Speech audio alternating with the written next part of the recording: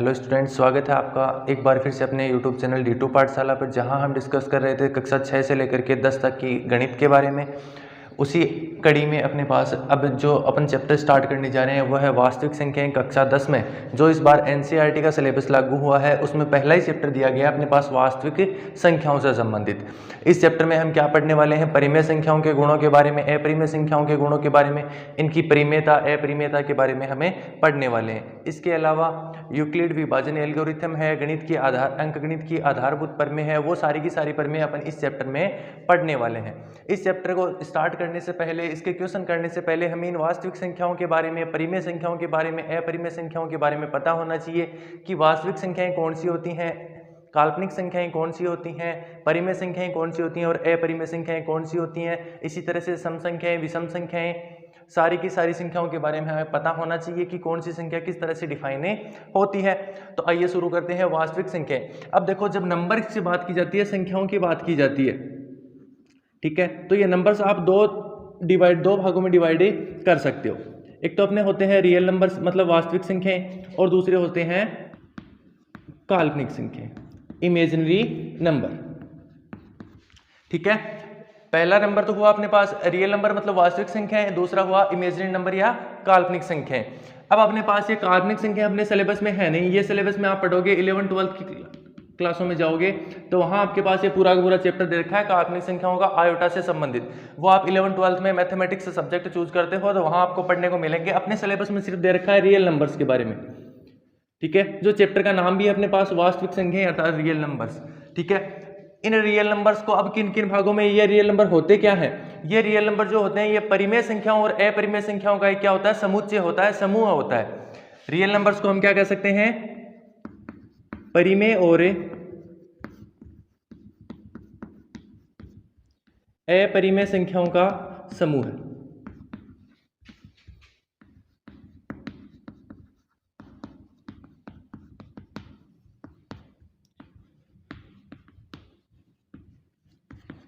परिमेय संख्याओं को हमने क्या कहा? भी परिमेय और रियल नंबर्स को हमने कहा कि परिमेय और अपरिमेय संख्याओं का क्या होगा? एक समूह होगा।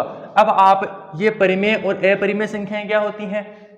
ये कक्षा 9 में एक चैप्टर आया था आपके पास, उसमें परिमेय और अपरिमेय संख्याओं के बारे में विस्तृत बताया गया है, तो वो चैप्टर आप देख सकते हो। या फिर आप बता सकते हो कि परिमेय संख्या तो वे संख्याएं होती हैं जिनको अपन P/Q के रूप में लिख सकते हैं, जहां P और Q तो पूर्णांक होते हैं और Q क्या होता है? कभी भी 0 नहीं हो सकता। परिमेय संख्याएं वे संख्याएं होती हैं जिनको P/Q के रूप में लिखा जा सकता है, अर्थात भिन्न के रूप में लिखा जा सकता है, परंतु Q का मान कभी भी क्या नहीं हो सकता? 0 नहीं हो सकता। वो क्या होंगी? आपकी परिमेय संख्याएं होंगी। अब हमने वास्तविक संख्याओं को तो परिभाषित कर दिया कि परिमेय और अपरिमेय संख्याओं का समूह जो होगा वो क्या होगी? वास्तविक संख्याएं होंगी। पर अब ये परिमेय संख्याएं क्या होती हैं? रेशनल नंबर क्या होते हैं? परिमेय संख्याओं को आप क्या परिभाषित करोगे? परिमेय संख्याएं वे संख्याएं होती हैं, वे संख्याएं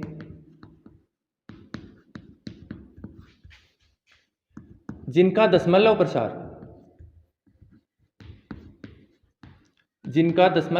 क्या हो? जिनका दशमलव प्रसार शांत हो, या हम क्या कह सकते हैं? अशांत आवर्ती वाला हो, अशांत आवर्ती हो। एक बात तो ये होगी परिमेय संख्याओं के लिए, एक बात तो ये होगी कि वे संख्याएं जिनका दशमलव प्रसार क्या हो? या तो शांत हो या फिर अशांत आवर्ती वाला हो। दूसरा हम कह सकते हैं कि जिनको P/Q के रूप में लिखा जा सकता है, P/Q के रूप में लिखा जा सकता है।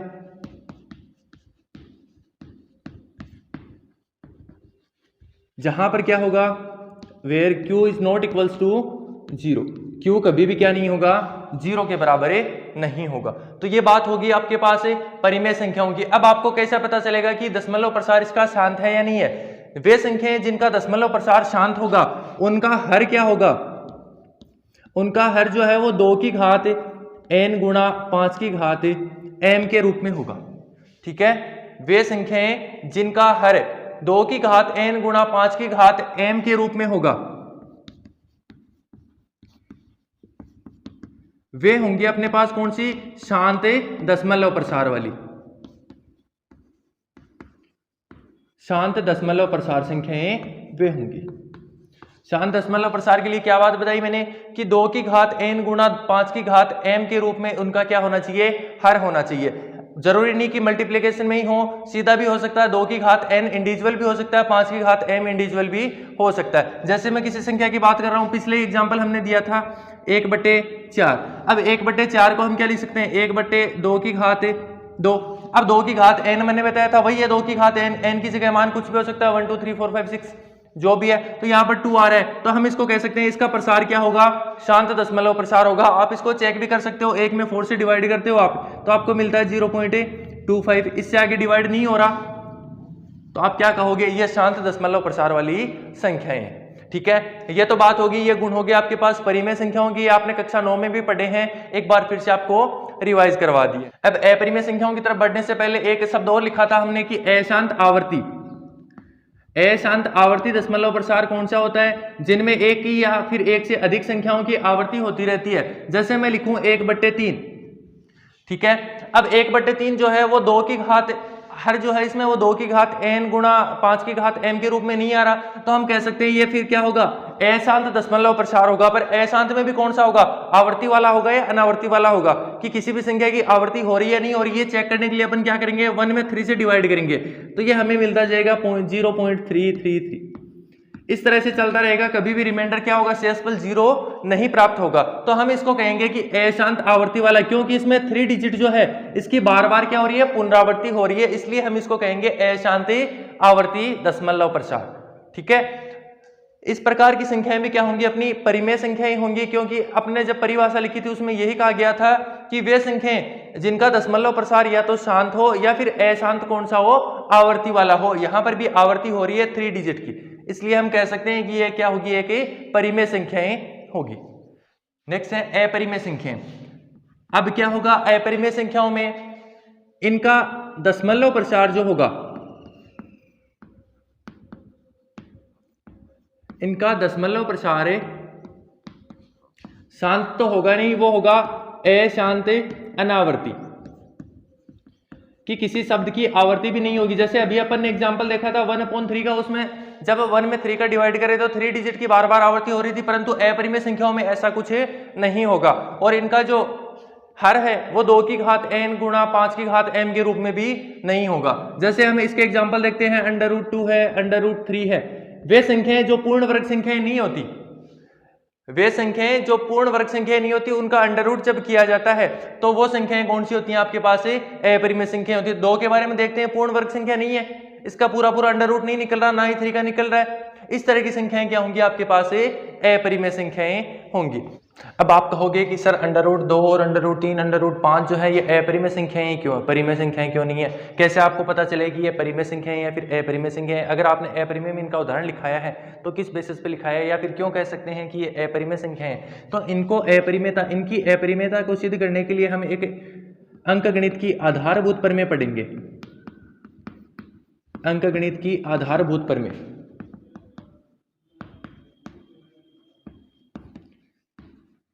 ठीक है, मैंने जैसे पहले बताया था कि इसमें अपन 2-3 प्रमेय के बारे में पढ़ेंगे। एक तो यूक्लिड विभाजन एल्गोरिथम है, दूसरी अपनी अंकगणित की आधारभूत प्रमेय। ये अंकगणित के आधारभूत प्रमेय जो है ये आपके √2 √3 5 ऐसी की जो संख्याएं हैं इनकी अपरिमेयता को सिद्ध करने के लिए इनका यूज हमें देखेंगे।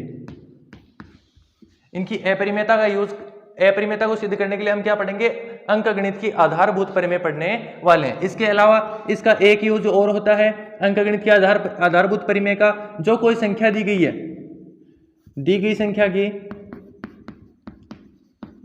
संख्या के अभाज्य गुणनखंड करने के लिए, अभाज्य गुणनखंड के लिए। ठीक है, तो ये जो चीज आपकी वहां से अच्छी तरह से क्लियर हो जाएगी अंकगणित की आधारभूत प्रमेय से। ये पहले अपन पढ़ने वाले हैं यूक्लिड विभाजन प्रमेय का, उसके बाद आएगी अपनी अंकगणित की आधारभूत प्रमेय, जो आपके प्रश्नावली 1.2 या 1.3 में आने वाली है, वहां आपको ये डिटेल से बता देंगे। अब नेक्स्ट देखते हैं आप कि सम संख्याएं, ऑड नंबर्स और इवन नंबर्स। नाम सुना होगा सम संख्याएं और विषम संख्याओं के बारे में।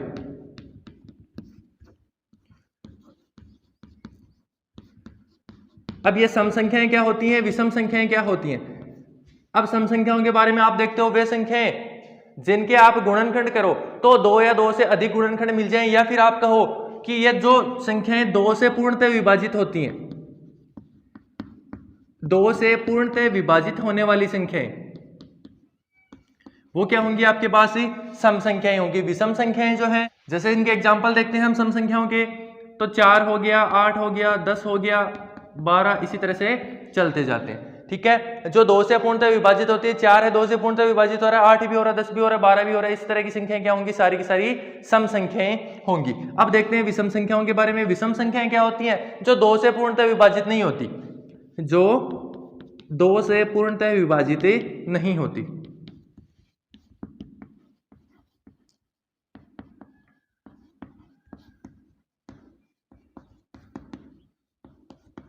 वे संख्याएं जो 2 से पूर्णतः विभाजित नहीं होती वो क्या होंगी आपके पास विषम संख्याएं होंगी।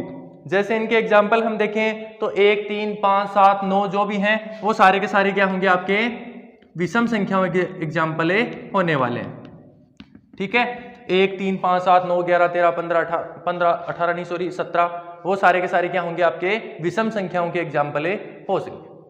नेक्स्ट देख रहे हैं हम भाज्य संख्याएं। भाज्य संख्याएं कौन सी होती हैं, वे संख्याएं जिनका एक और स्वयं के अलावा कम से कम एक और गुणनखंड हो। वे संख्याएं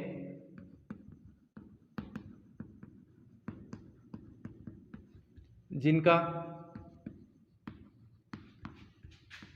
एक और स्वयं के अलावा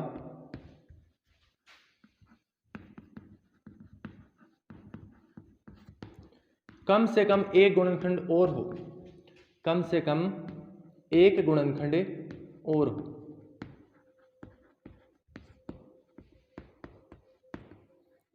वे संख्याएं क्या होंगी आपके पास भाज्य संख्याएं होंगी। जैसे आप देखते हो 4 है, 8 है, 6 है, 10 है, 1024 है, जो भी है। ठीक है, अब इनमें मैंने ये बात क्यों कही कि एक और स्वयं के अलावा। अब आप कहोगे कि सर इसमें 2 क्यों नहीं लिखा। 2 को आप देखते हो तो 2 के आप टुकड़े करते हो तो वो टुकड़े हो सकते हैं 1 × 2, 2 ही गुणनखंड हो सकते हैं, 1 हो सकता है, 2 हो सकता है। ठीक है, इसके अलावा कोई तीसरा गुणनखंड बन रहा है क्या, नहीं बन रहा। तो आप परिभाषा में आपने क्या लिखा, वे संख्याएं जिनका एक और स्वयं के अलावा कोई कम से कम कोई एक और गुणनखंड हो। इसमें तो एक और स्वयं के अलावा कोई तीसरा गुणनखंड नहीं आ रहा। जैसे 4 की बात कर रहे हैं तो 4 को हम क्या लिख सकते हैं, 1 × 4 लिख सकते हैं, या फिर क्या लिख सकते हैं, 2 × 2 लिख सकते हैं। ठीक है, गुणनखंड हो रहे हैं इसके और, परंतु इसमें 2 में ऐसा कुछ नहीं हो रहा, तो 2 अपने पास भाज्य संख्या ना होकर के क्या होगी, एक अभाज्य संख्या होती है। अब 8 की बात कर रहे हैं, 8 को क्या लिख सकते हो आप, 1 × 8 लिख सकते हो, या फिर 2 × 2 लिख सकते हो, या फिर क्या लिख सकते हो 2 × 4, जो भी है आप इनके ये गुणनखंड कर सकते हो। तो मैंने यही बात कही थी कि एक और स्वयं के अलावा कोई एक और गुणनखंड होना चाहिए। एक और स्वयं के अलावा ये वाला गुणनखंड दे रखा है हमें। ठीक है, इस तरह से कोई और गुणनखंड होना चाहिए साथ में, तभी वो आपकी संख्याएं क्या होंगी, भाज्य संख्या होगी। अब देखते हो अभाज्य संख्या। अभाज्य संख्या में क्या होगा, स्वयं और एक के अलावा कोई अन्य गुणनखंड नहीं होता है। वे संख्याएं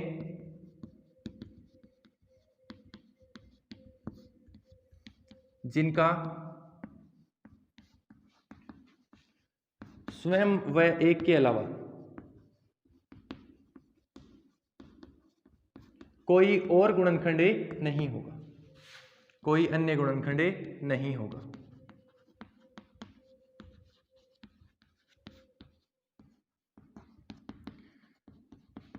अब आप देखते हो कि वे संख्याएं जिनका स्वयं और एक के अलावा कोई गुणनखंड नहीं होता, वो कौन सी संख्याएं होती है, परिभाषा से हम जानते हैं अभाज्य संख्याएं होती हैं। जैसे आप देखते हो 2, 3 है, 5 है, 7 है, 11 है, 13 है, 17 है, 19 है। ठीक है, यह संख्याएं क्या है, अभाज्य संख्याएं होती हैं। इनमें एक के अलावा और स्वयं के अलावा किसी संख्या से डिवाइड नहीं होता। अब आप देखते हो 2 में 2 के और एक के अलावा किसी से डिवाइड हो रहा है, किसी का संख्या का पूरा पूरा भाग जा रहा है क्या, नहीं जा रहा। इसी तरह से 3 है, 5 है, 7 है, इन संख्याओं में खुद के अलावा सिर्फ एक का ही भाग जाता है, अन्य किसी तीसरी संख्या का डिवाइड नहीं होता, कोई अन्य तीसरा गुणनखंड नहीं होता, इसलिए इनको क्या कहते हैं, अभाज्य संख्याएं कहा जाता है।